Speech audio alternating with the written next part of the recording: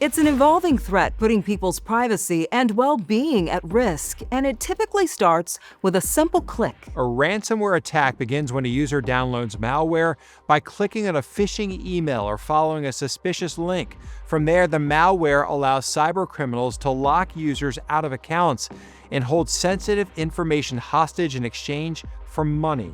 One industry hit particularly hard is healthcare. Between 2022 and 2023, the average data breach cost hospitals almost $10 million.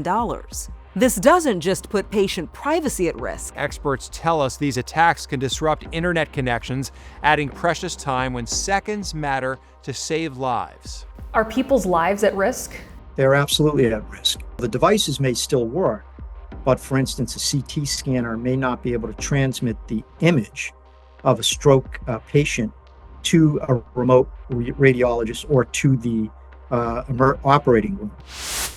It's why, whether you're at work or home, experts say safely staying connected has never been more important. Reporter Carice Jackman examines the far-reaching impact of these cyber attacks and reveals strategies to protect your data.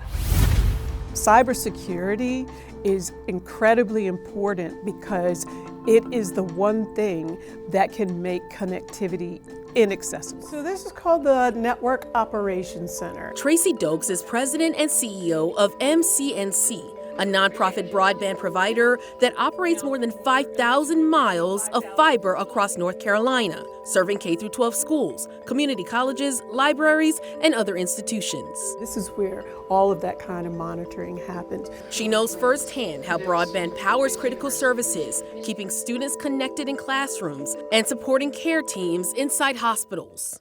When we had COVID, we had more ransomware attacks than we had ever seen, and most of them were happening at the most vulnerable anchor institutions that we had, like community colleges, like K-12 schools. And Dokes says cybersecurity is just as crucial for individual consumers.